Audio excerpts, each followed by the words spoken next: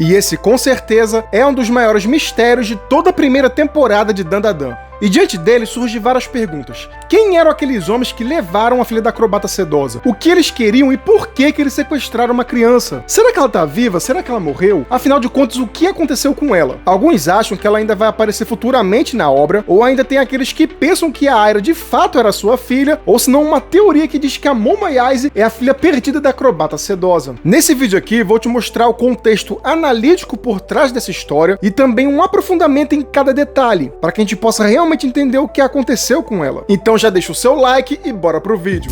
E fala, meus animaníacos, tudo bem com vocês? Animaníaco aqui na área, e dessa vez para tocar naquela ferida que entristece nosso coração. Isso porque a história da acrobata sedosa, infelizmente, é uma das mais perturbadoras e tristes de toda a obra de Dandadan. E mesmo apesar das censuras que o anime teve, que se você não sabe, teve várias cenas e detalhes que foram censurados no anime, ainda assim o episódio 7 foi um dos mais tristes com toda certeza. Isso porque por mais que Dandadan seja uma fábrica de produzir histórias deprimentes, nenhuma conseguiu ter o mesmo peso psicológico e sentimental do que o da história da acrobata sedosa. Isso porque nela nós conhecemos a trágica vida de uma mulher que acabou se jogando de um prédio depois que teve sua filha sequestrada. E para que possamos entender melhor essa história, nós temos que relembrar os principais pontos para conseguir analisar todas as informações com bastante atenção. Isso porque se você assistiu o anime, ou até mesmo se você leu o mangá, eu posso te garantir que existem muitos detalhes que passam despercebidos. E é justamente cada detalhe que faz a diferença na compreensão da trama.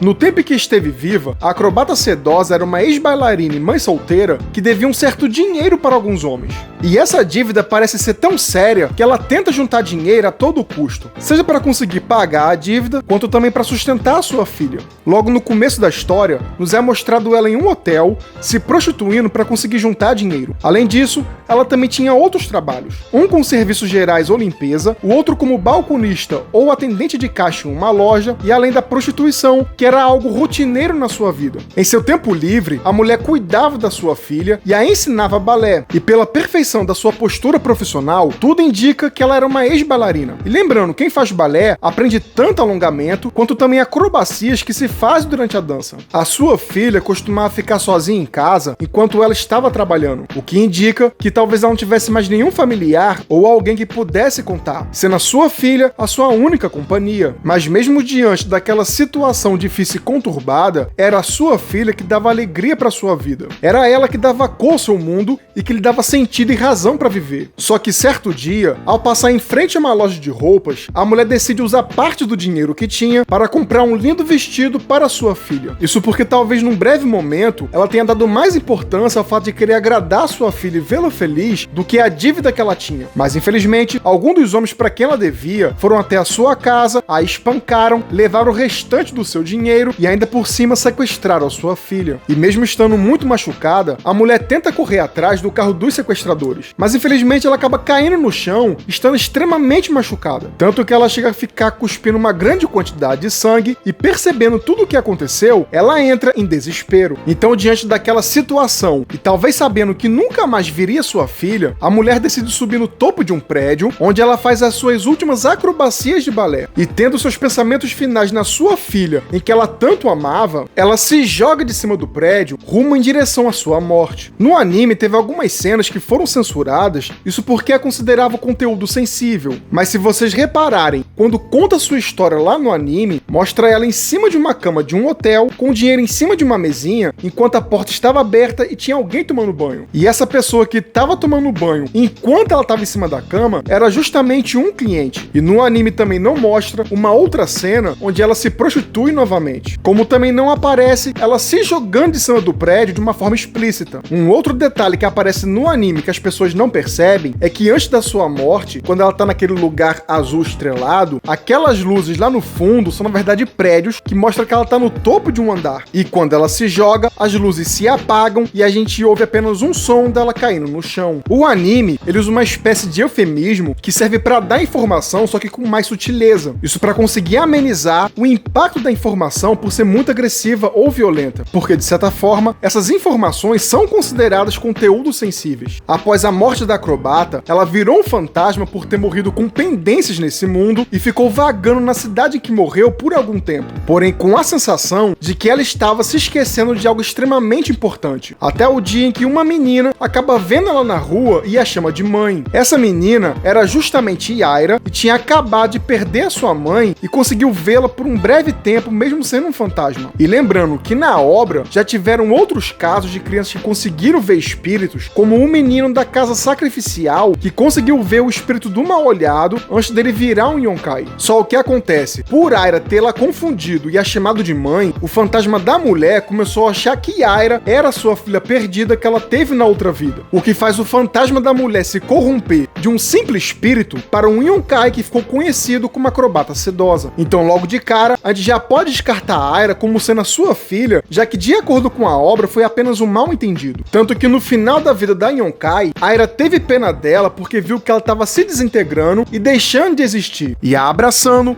Aira chama ela de mãe apenas para que ela pudesse partir para esse outro mundo. Tanto que a própria Aira deseja que ela se encontre com a sua filha. Então se Aira deseja que ela se encontre com a sua filha, é óbvio que ela não é a filha da sedosa acrobata. Agora existe uma teoria que surgiu de alguns fãs que dizem que a Momo, na verdade, é a filha da acrobata sedosa. Isso se dá por dois motivos. Primeiro, porque até agora não foi mostrado ou explicado sobre os pais da Momo, e também porque a filha da acrobata sedosa e a Momo, quando eram crianças, elas acabam se parecendo, e que por essa semelhança, elas seriam a mesma pessoa. Porém, eu falo que essa teoria não faz muito sentido, e vou dar aqui algumas razões para isso. Primeiro, as duas não se parecem de verdade, já que na obra aparecem as duas ainda crianças, e os traços são um pouco diferentes. Segundo, durante uma conversa telefônica entre Momo e Okarun, Momo fala como se estivesse ciente de seus pais, demonstrando que ela sabia o que tinha acontecido com eles. E diz que ela foi criada pela sua avó justamente por isso. E em todo momento, a Seiko sempre foi referida na obra como sendo a avó legítima da Momo. Os problemas que a Momo enfrentava na infância era justamente bullying e também a convivência com a sua avó, que a obrigava a fazer um ritual diário. Já o da filha da acrobata, ela ficava sozinha em casa para que a sua mãe pudesse trabalhar. Isso demonstrava que talvez ela não tivesse familiares. Fora que ela tinha sido ensinada sobre dança de balé, que ela aprendeu com a sua mãe, e ela presenciou tudo o que aconteceu com ela, porque ela viu a própria mãe sendo espancada e também estava acordada no momento que ela foi levada. Já a Momo, ela não demonstrou nenhuma relação com nenhum tipo de dança de balé e nem lembrança de algum vestido deixado pela sua mãe. O único pertence que demonstra que na obra possa realmente ser da mãe de Momo é justamente a gargantilha, que ela não tira em momento algum. Então tanto o trauma quanto o contexto da infância de cada uma são diferentes. Terceiro, quando Momo teve contato com a aura da acrobata sedosa, ao transferir a sua energia para a aura de Aira, ela viu a história e as memórias da Yonkai do tempo que ela esteve viva. Assim como a acrobata, também teve contato com a própria Momo. Se Momo fosse realmente a sua filha, no mínimo, alguma das duas teriam lembrado. Principalmente de Momo, que tocou na sua aura. Então, se tivesse alguma lembrança que tivesse sido bloqueada devido ao seu trauma de infância, aquele momento era o melhor momento para que ela se lembrasse. O quarto é que após a despedida da acrobata, Momo, Okarun e Aira, eles vão jantar na casa de Seiko e falam tudo o que aconteceu para ela. Então se a acrobata fosse a mãe de Momo, Seiko teria revelado que a história da acrobata, ela se encaixava com de Momo e teria revelado sobre ela ser a sua mãe. Quinto e último ponto que eu vou falar aqui. No final do capítulo 17, Aira deseja que a acrobata e a sua filha se encontrem e vivam juntos em um lugar melhor. E até mostra a acrobata se encontrando com a sua filha quando criança. Então se a Momo fosse filha da acrobata, isso não faria o menor sentido, porque elas se encontrariam no além, ou teriam um desejo de se encontrar na outra vida, se a Momo, que fosse a sua filha, estaria bem na sua frente. Sem contar que aonde a acrobata sedosa morava e aonde a Momo ficava eram regiões próximas. Então qual sequestrador que pegaria uma criança e deixaria ela crescer perto do lugar que ela foi sequestrada? Então por diversos pontos não faz sentido de que a Momo seja de fato a filha da acrobata. Então como a gente vê no decorrer do mangá, a história da acrobata, é apenas para a introdução de Aira como parte da equipe a ficar com os poderes de um Yonkai. Semelhante ao que acontece com a história do Mal-Olhado e com Didi. Então é claro que Momo não é a filha da acrobata sedosa, isso não faz sentido e não era a intenção do autor ao escrever essa história. Por causa disso, nós devemos olhar para outros aspectos da história e diante deles, algumas perguntas devem ser feitas. Como, por exemplo, por que uma mulher ia preferir se matar na mesma noite em que a sua filha foi sequestrada, ao invés de viver o resto da sua vida para tentar procurar a sua filha? Por que a acrobata sedosa perdeu as esperanças tão rápido e preferiu pular de um prédio? O que poderia ter acontecido com a filha dela que lhe roubou as esperanças de poder ver a sua filha um dia e também o seu desejo de viver? Se a menina tivesse sido vendida por algum casal ou tivesse sido mantida viva, você acha que a mulher teria se matado daquele jeito? Uma outra pergunta extremamente importante é: para quem que a acrobata sedosa estava devendo? E qual era a natureza da sua dívida? Pensa comigo,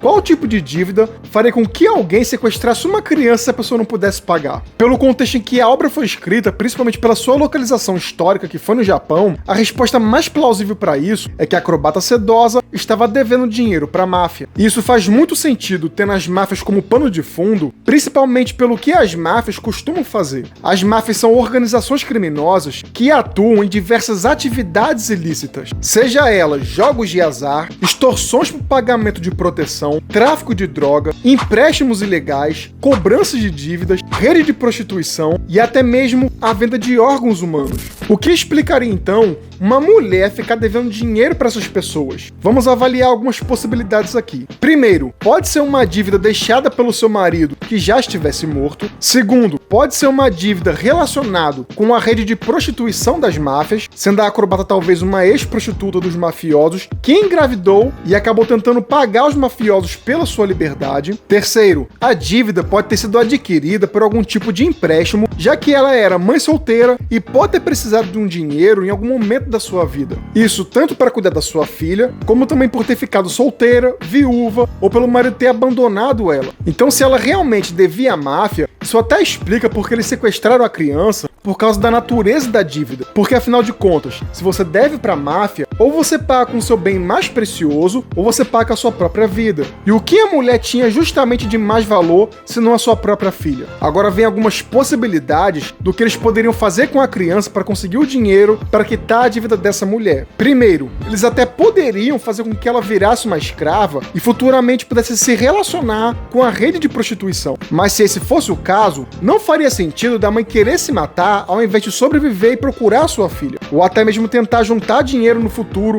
para conseguir comprar a sua filha de volta ou algo assim. E a outra possibilidade é que talvez ela tivesse sido morta para a venda de órgãos humanos, já que o tráfico de órgãos humanos é comum entre a máfia, além de ser o segundo maior negócio lucrativo depois do tráfico de armas. E infelizmente, a segunda opção parece ser a mais provável devido a alguns fatores que eu já falei por aqui. Isso faria bem mais sentido em relação à atitude da mãe da menina, já que ela preferiu pular de um prédio do que sobreviver e procurar a menina, porque ela já sabia que alguma coisa assim iria acontecer com ela. Então, no momento que a filha dela foi levada, ela já tinha certeza que a sua filha iria morrer e ela não conseguiu conviver com essa dor e preferiu fazer o que fez. Uma outra coisa que colabora com essa ideia para mostrar que a filha dela realmente foi morta na infância é o final do capítulo 17. Lá no finalzinho, quando a acrobata ela estava se desintegrando, Aira abraça ela e deseja que a acrobata e a sua filha possam viver em um lugar onde ninguém mais as machuque. Então a própria Aira já presume que a filha dela esteja morta, além de desejar que elas sejam felizes e vivam em paz em um mundo mais gentil, em que elas possam estar juntas novamente em paz. E depois de alguns flashbacks, mostra a acrobata que está descalça, indo como se fosse pro além junto com a sua filha pequena, e usando até mesmo o vestido que ela tinha ganhado da sua mãe. Então isso sugere que elas tenham se encontrado no além, pois se ela estivesse viva, não faria sentido mostrar elas juntas e nem a Aira desejar que elas se encontrassem lá e vivessem em paz. Até então, se ela estivesse viva, ela seria basicamente uma adolescente, se não um pouco mais velha, e não faria sentido mostrar ela criança se encontrando com a sua mãe. Então meio que fica implícito ali de que ela se encontrou com ela criança porque ela já tinha morrido. Sendo assim, tudo indica que infelizmente a filha da acrobata sedosa realmente acabou falecendo pouco tempo depois do seu sequestro, e que a acrobata já sabia que algo assim iria acontecer e por isso que ela perdeu as esperanças e preferiu se jogar do prédio, e que após a sua morte, quando a acrobata finalmente foi pro além, elas se encontraram e foram para o mundo espiritual juntos viverem realmente em paz. E em pensar que uma história tão pequena e sem diálogo algum poderia nos dizer tanta coisa quanto essa da acrobata sedosa. Mas agora quero saber de você. Você acha que pode ter acontecido alguma outra coisa com ela? Diz aqui nos comentários que eu quero ver a sua opinião. E se você gostou desse vídeo, não esquece de me seguir para ver mais vídeos assim, curta aí para me ajudar, comenta e compartilha. Tamo junto, até a próxima, valeu e fui!